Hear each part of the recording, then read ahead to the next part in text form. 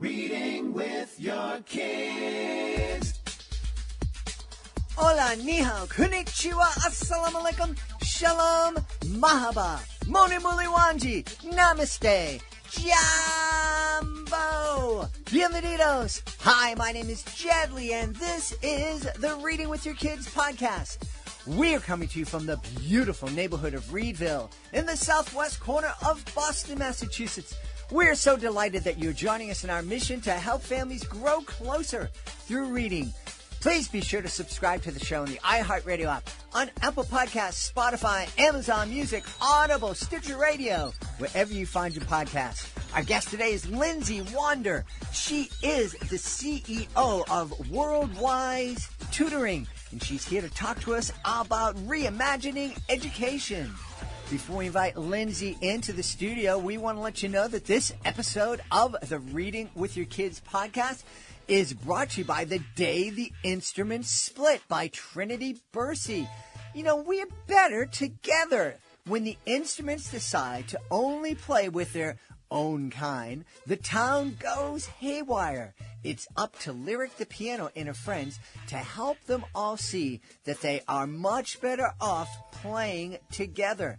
But can they help everyone see the beauty of unity before it's too late? Check it out today. The Day the Instruments Split is a beautiful picture book by Trinity Bursey, illustrated by John Schull. You'll absolutely love this book. It makes a great Christmas gift and a great addition to any family library.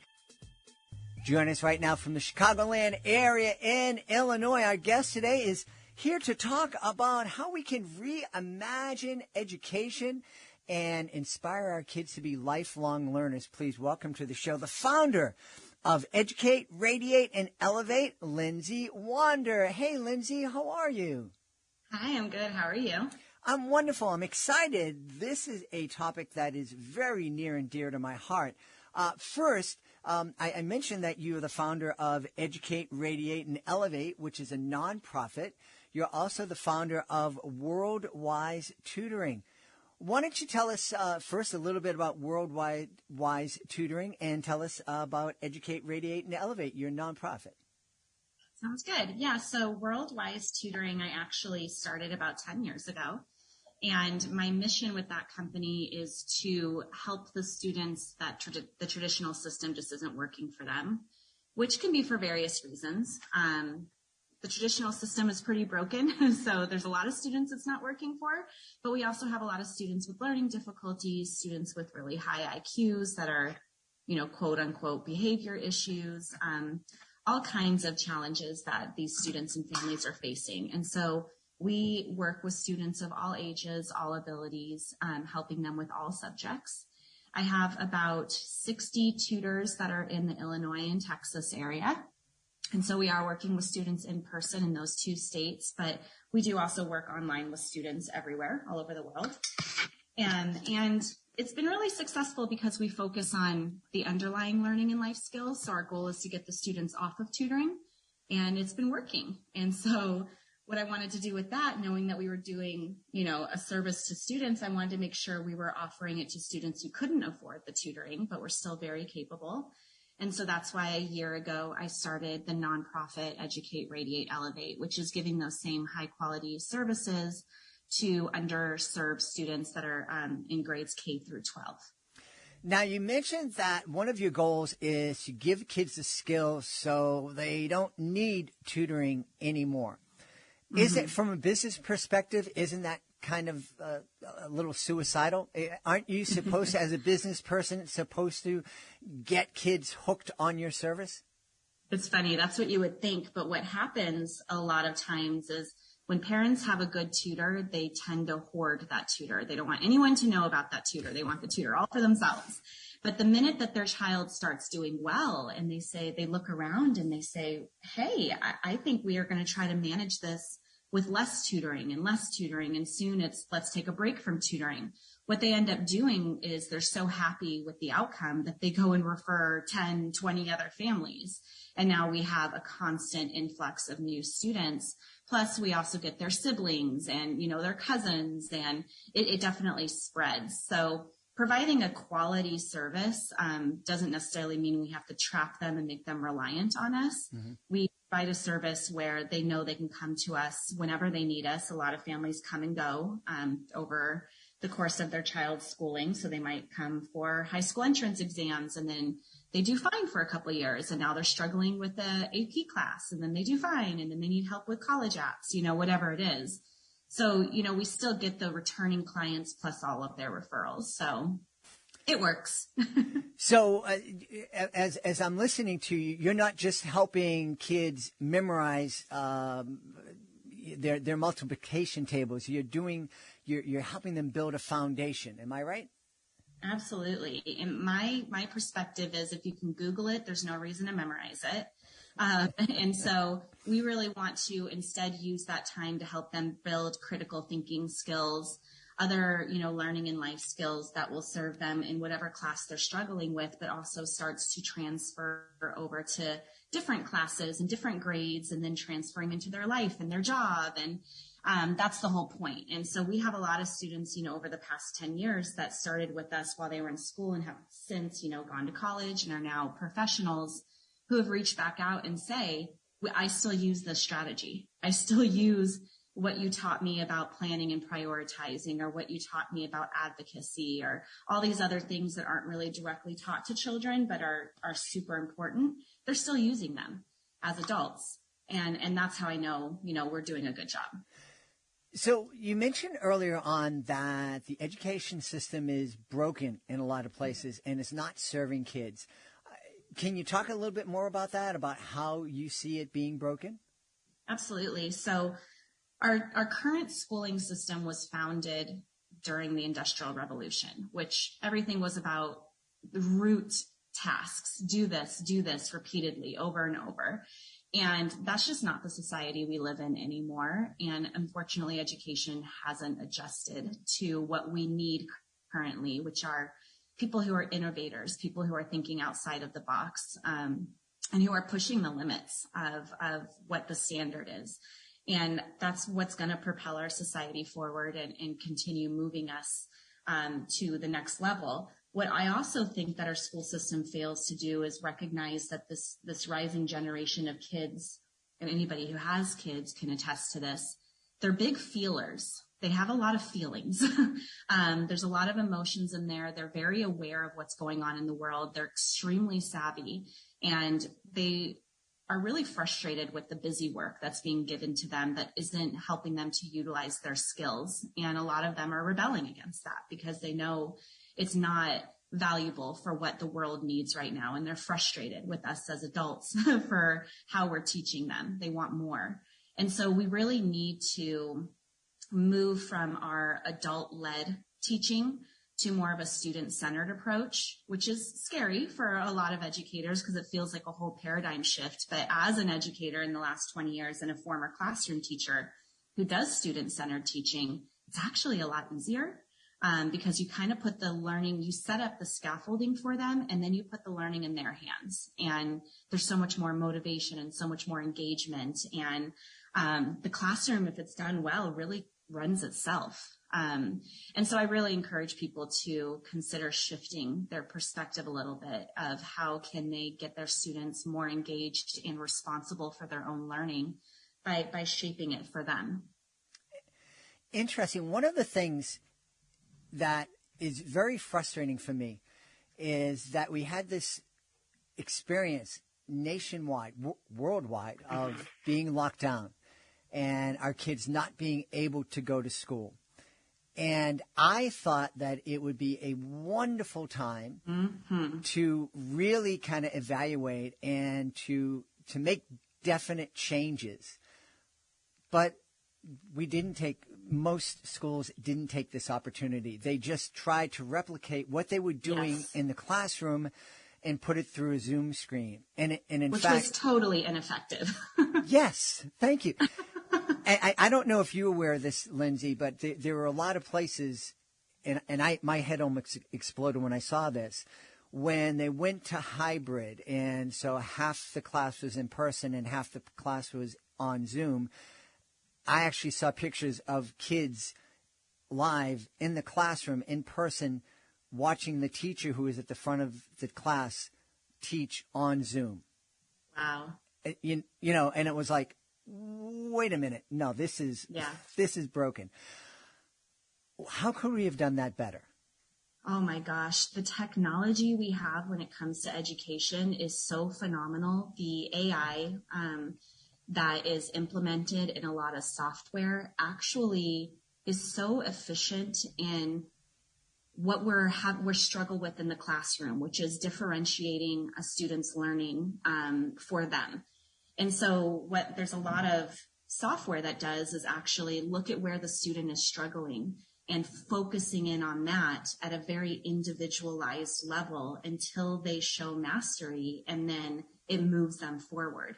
And a lot of it is gamified, which, I mean, that's the society we live in. We can't fight it. You know, these kids are all about, you know, the online stuff, and it's gamified in a way. Even social media is gamified in a way with the likes and the comments. And so we have to really kind of say, okay, well, what are these kids engaged in? What are they struggling with, and meet them at their level rather than trying to force them into something that not only is it antiquated, but it's just something they're not engaged in, and it's pushing them forward. So yeah, I think that we really dropped the ball. I think that we could have really used that time to think about how can we use what we have created in society, how we've progressed to also progress education and move it forward in a more intelligent way, rather than this simple, everyone learns the same, everyone gets the same information, sit down, be quiet, listen to what I'm saying, and memorize it. It's just, it doesn't work anymore. And the thing that was so frustrating for me is the fact that there was no need to reinvent the wheel. There are online schools that have been in existence for at least a decade. My daughter completed her college degree in an completely online degree program that allowed students to learn on their schedule. We heard all this, you know, complaints about, it's so difficult. There's one computer in the family, and the dad might need to use it for work, and the mom might need to use it, and not everybody can be online at the same time. But schools are demanding that the kids be in person on, you know, between this time and this time, and it seemed like no one talked to each other. It was just so frustrating. So very frustrating. I mean, that speaks to some issues we have with technology and equity there. You know, why do these families not have access to more computers? Why do they not have reliable Wi-Fi? That's an equity issue that needs to be addressed. If we're going to give them an opportunity to succeed in society, they have to have the tools accessible to them. So I do like that the spotlight was shining on that, and people are more aware. You know, the photos we all saw of the kids sitting outside of Taco Bell, you know, just to have Wi-Fi access for their classroom and then working off their phones, really highlighted, okay, this is a problem. And this is another reason why certain societies are being held back. Certain communities are being held back is because they're not given the tools. But yeah, there's, you know, certain things. I think a lot of people think because, like you mentioned, mimicking what happened in the classroom on Zoom was not effective, they automatically think anything online isn't going to be effective. And that's just not true. The kids are really attuned to things being on the computer, and we just have to make it match what their interests are rather than just sit and listen to someone talk on a screen, which is basically the same thing that's happening in the classroom. And I'm sorry, parents, newsflash, that's not effective either. And you just saw it in your house, and you saw how ineffective it is. You just don't see it because it's happening in the classroom. And so that was good. I think the one highlight is I think people are now more aware, okay, there's a problem here. I can't tell you how many parents came to me and said, oh my gosh, my child can't do anything. Like, they have no skills. And I'm like, yeah, because schools are not teaching them. And if it's not the schools who are teaching that, then who's going to teach it? You know, it's our responsibility to teach them these skills to help them to be successful, not just pass a standardized test so we look good and can pat ourselves on the back. So what are some of the skills that you are able to teach kids that aren't being taught in the classroom? So we really focus on an area called metacognition, which is thinking about how you think, thinking about how you learn. And so we really help them to understand we call them glows and grows rather than strengths and weaknesses. Where are they naturally strong? Where are some areas that they need to, work on to build strengths in? And then finding very personalized strategies that they can utilize in different situations. So a strategy they might utilize for math class may not be the same strategy they use for English class, but helping them to differentiate and understand this is the task that needs to be completed, and here's the tool I can use in this situation. We also do a lot of executive functions, which is more of a buzzword now, which is good. I got trained in it 10 years ago, but it's about time people know. We need to teach kids how to manage their life, how to plan, prioritize, initiate tasks, how to get organized, all of these things that we just assume they're going to figure out, but their brains are literally not developed to do it yet. And so we have to set them up with the systems, and they will do it if we help them set it up. And then we also work on a lot of interpersonal skills as well. And I think that's a little bit of a misnomer. And even the category, which all these fall under as soft skills, is a little bit of a misnomer. It's not about can your kid be social. That's not what interpersonal skills are about. It's more about the critical thinking, the leadership, the advocacy, the conflict resolution. Those are things that present themselves in a school setting. And in my opinion, school settings are low risk. That's a great time for them to learn those skills so that later on when they have higher risk, like in their career and in their life, they have those tools on hand to be able to manage, how can I be a leader in this situation? How can I advocate for myself in this situation? Those are skills that need to be learned. Yeah. I've had the pleasure, because I'm a podcaster, I've had the opportunity and the pleasure to speak to captains of industry throughout the world, leaders of multinational corporations. And the one thing that they've all shared with me on their own was, we can teach anybody how to do a job here. Mm-hmm. They don't need to be trained in this or that. We can teach them. What we can't teach them is how to get along together. We can't teach them how to work as a team. So if somebody comes and they're able to work as a team and get along and collaborate, we can help them be successful. Absolutely. And there's whole programs that, organizations hire people to come in and teach adults these skills. And I'm sitting here going, why did we not teach them this as children when they were sponges and it was the perfect opportunity for them to learn these skills? And it's not something that has to be taught separately. I mean, we do it as tutors. We intertwine it into our lessons. It's really about the opportunities that you present to them, the way that you communicate with them, and just the discussions you have to evaluate what happened, what worked, and the suggestions you make. It's not like it has to be this whole, oh my gosh, we have to buy this curriculum for the school and all the teachers have to be trained. It's not that complicated. Mm-hmm. But it is extremely essential and very vital that we do this. Another thing that I loved that you mentioned is that you teach kids strategies. And I think a lot of kids kind of turn off an education because they see a problem and it just seems so overwhelming to them. And a lot of kids that are failing in school are successful on the athletic field because they're looking at a situation and they're going, all right, I have to get this football down to the end zone. How are we going to do that? Where are the challenges? What strategy am I going to use to get it there? And they don't take the same approach in school. So when they're, presented with a problem in math or in English or whatever, it becomes overwhelming and they don't sit down to, kind of look at it and go, okay, so what's the real problem here? What do I have to solve first? And, and take that strategic approach that you were talking about. Exactly. And what a beautiful skill set, I mean, then you can throw them into any situation and they can handle it. What we often tell our students is it's not the problem. It's not the topic. It's the process that you're struggling with.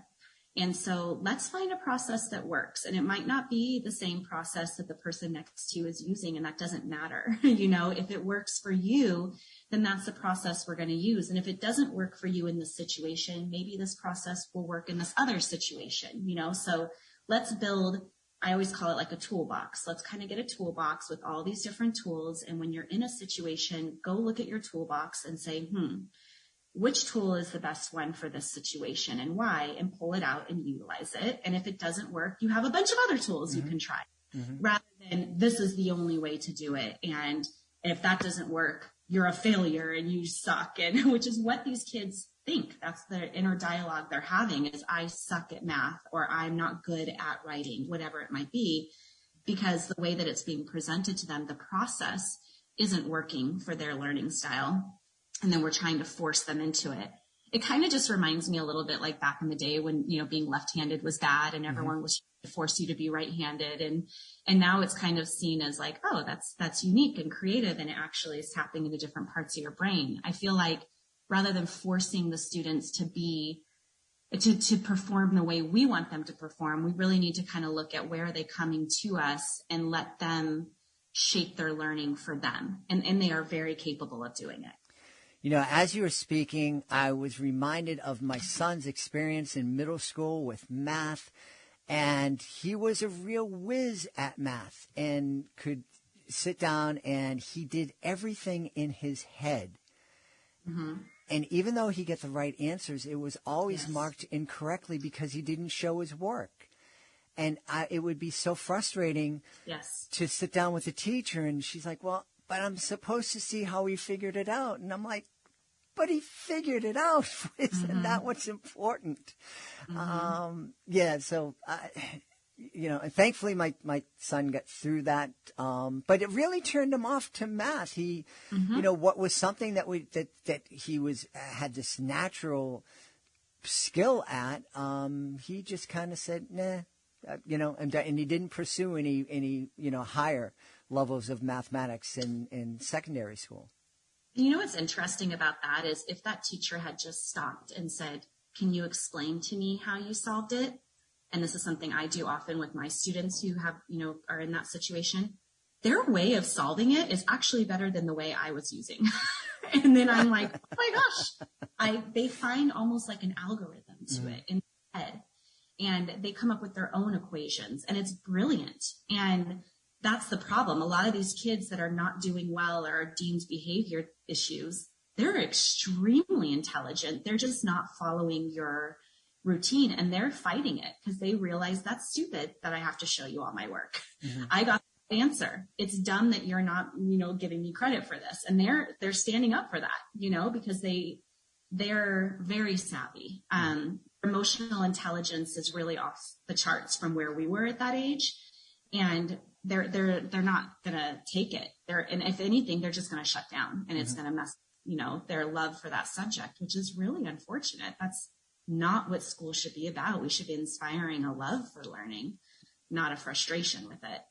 Yeah. And I think that that's something, that we've been encouraging families to help instill in their kids. We primarily we're inspiring families to help their kids develop a lifelong love of reading, and encouraging families to continue to read with their kids throughout, don't stop reading with your kids once your kid becomes an independent reader. Continue. Start reading together, sharing, let your child read to you and you read to them, and take turns. And I think the same can be said for a lot of different subjects. I have a niece right now who's currently struggling in history, and it's, why do I have to memorize these dates? It's boring to me. And, and we don't need to teach history that way. History is so rich, and, if we can help our kids envision themselves in those situations and talk about choices that were made, so much better. And then what that does is teach empathy skills. And that's valuable to be able to envision themselves in a situation. How would you react? What was the effect on other people? But yes, I completely agree with you about the reading. It's funny. I have a lot of parents who come to me and they're like, what should I be doing with my child? And that's my first answer always is read. Mm-hmm. I think reading fixes so many things. And I even with my tutors, with our high school students, I encourage them to get those kids back to reading for fun. I read every single day and I'm running 2 businesses by myself. Mm-hmm. So if I have time to read, you have time to read. Because I don't have time to eat half the time or sleep every day. Okay. And it is my joy. I look forward to picking up my book and reading it every single day. So I encourage my tutors to read with the students, to have discussions with them. Oh my gosh. And then the questions you can ask. I mean, the open-ended and hearing their thought process, all the lessons to learn from that are just amazing, not to mention the other things like vocabulary and learning about the world and how to be a better writer and all these other things. But there's so many deeper skills that are learned through reading, and reading is so fun. So what a great way to learn these valuable skills in a way that's actually enjoyable. Yeah, absolutely. And another thing, I want to make sure we emphasize this. You talked earlier about how AI is helping us differentiate the way kids are learning today. And one of the things that was so frustrating for me is, when just take the issue of reading in phonics. And at one time, everybody learned how to read through phonics, and then it was discovered, well, some kids can't learn through phonics. So let's throw that all out the window and try a new way. And instead of saying, okay, well, the majority of kids are learning with phonics, so why don't we find something for the kids who aren't?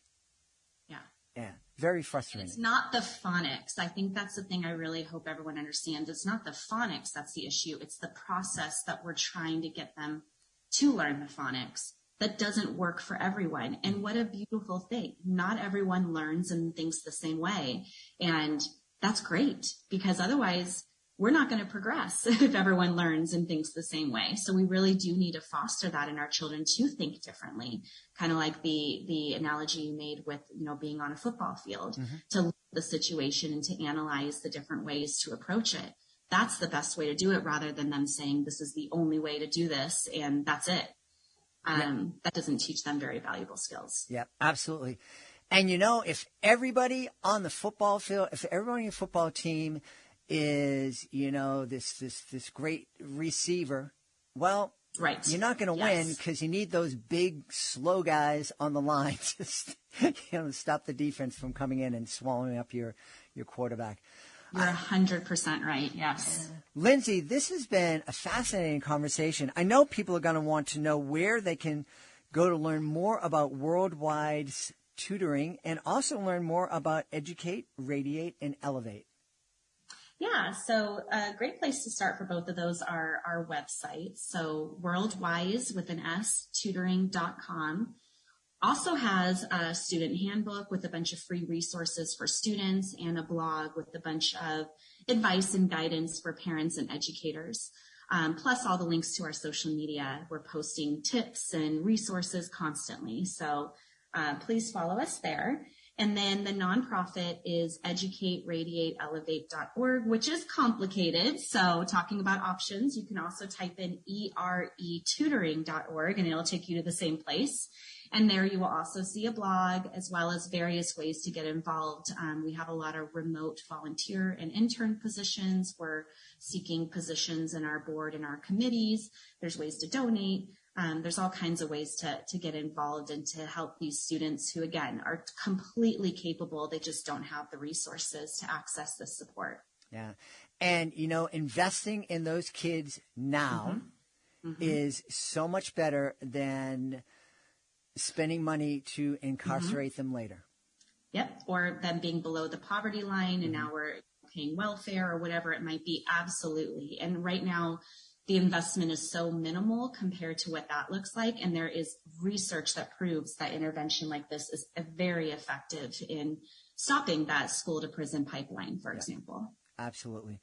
We've had a really fun and enlightening chat with the founder of Worldwise Tutoring and also Educate, Radiate, Elevate. Our guest has been Lindsey Wander. Hey, Lindsey, thank you so much for being with us. Yeah, thank you so much for having me. It was really fun.